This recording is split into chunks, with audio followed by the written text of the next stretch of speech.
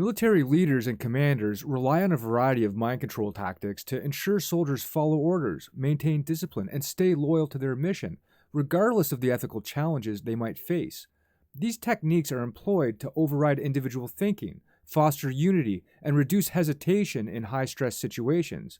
Some of the key methods include obedience training, dehumanization of the enemy, fear-based tactics, propaganda, groupthink, and the normalization of violence. Each of these strategies contributes to shaping soldiers' behavior and mindset in ways that make them more effective instruments of war. Obedience training is foundational in military culture. From the outset, soldiers are conditioned to prioritize obedience above all else. The military environment enforces a strict hierarchy where orders come from superiors and must be followed without question. Through repetitive drills and punishments for disobedience, soldiers learn that their role is to execute orders without hesitation. This is reinforced over time, ensuring that they internalize this behavior to the point where it becomes automatic, even in high-pressure situations. Soldiers are trained to suppress independent thinking and emotions, focusing instead on performing their duties as directed. Dehumanization of the enemy is another powerful tool in military mind control. In war, soldiers are often exposed to enemy propaganda designed to paint the opposing forces barbaric, cruel, or subhuman. This is intended to strip away any empathy soldiers might feel for their adversaries, making it easier to engage in violence without moral conflict. Soldiers may be taught to see the enemy as a faceless threat, reducing them to a symbol or an obstacle rather than a human being.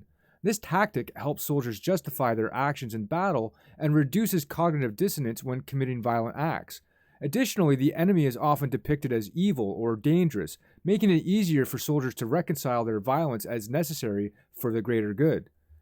Fear-based tactics are integral to maintaining control over soldiers. Fear is used not only to ensure compliance, but also to instill a sense of urgency and survival instincts. Soldiers are constantly exposed to the reality of death, injury, or failure. The fear of not completing a mission or letting down comrades is often more powerful than fear of the enemy itself. Commanders use this fear of failure or punishment to motivate soldiers to carry out orders without questioning them. The fear of personal failure is heightened through peer pressure, the expectation to perform at a certain standard, and the constant threat of consequences for disobedience. This environment conditions soldiers to suppress fear and act decisively under stress, which can sometimes lead to dangerous or questionable actions. Propaganda plays a significant role in shaping the mindset of soldiers and ensuring their loyalty. Military propaganda often appeals to nationalistic pride and emotional rhetoric, emphasizing the nobility of the cause. Soldiers are encouraged to view their mission as a duty to protect their country, their families, and their values. This sense of duty is built on the belief that they are part of a righteous cause and that their sacrifices are for the greater good. Propaganda also demonizes the enemy, reinforcing the belief that they are fighting not only for their nation, but also for the survival of their way of life.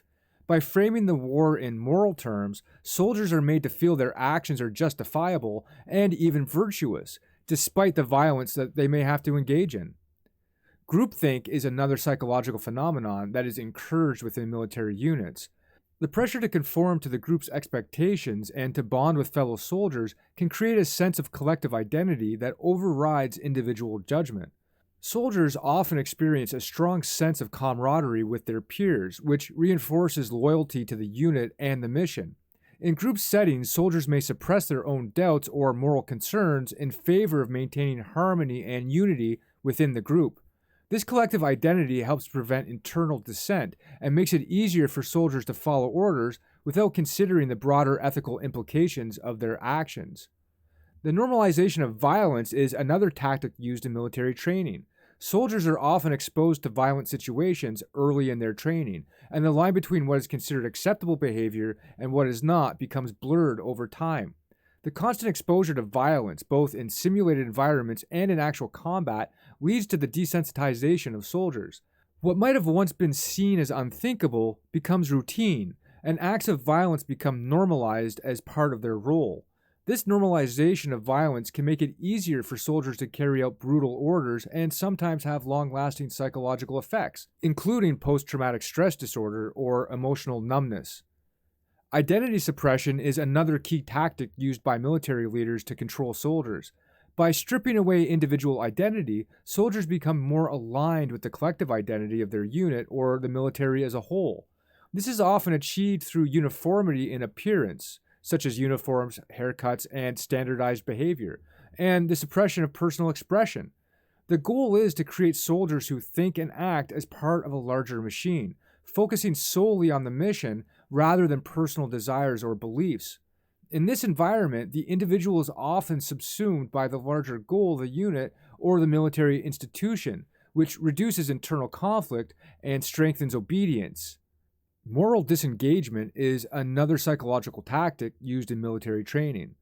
Soldiers are taught to mentally separate their actions from their emotions and from the consequences. This is achieved through mechanisms like justifying violence as following orders or believing that the enemy deserved to be treated harshly. Moral disengagement allows soldiers to perform violent acts without confronting their conscience. It provides a psychological shield that helps soldiers avoid guilt or shame, even after committing actions that they might otherwise find immoral. This strategy is particularly effective in wartime, where soldiers are often placed in extreme situations that demand quick, decisive action. These mind control tactics work together to create a cohesive, effective, and obedient military force. The focus on obedience, dehumanization, fear, propaganda, groupthink, normalization of violence, identity suppression, and moral disengagement ensures that soldiers perform their duties without hesitation and with minimal resistance. These techniques not only shape the behavior of soldiers, but also influence their mindset, making them more likely to follow orders and stay loyal to their mission, even when it involves extreme actions. While these tactics are effective in ensuring discipline and performance, they also come at a significant psychological cost, which may manifest in the form of emotional trauma, PTSD, and identity struggles long after soldiers return home.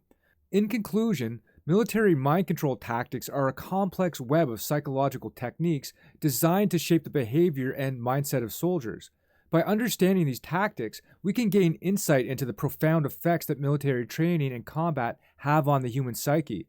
These tactics ensure that soldiers carry out their orders without question, but they also highlight the ethical challenges and psychological toll of war.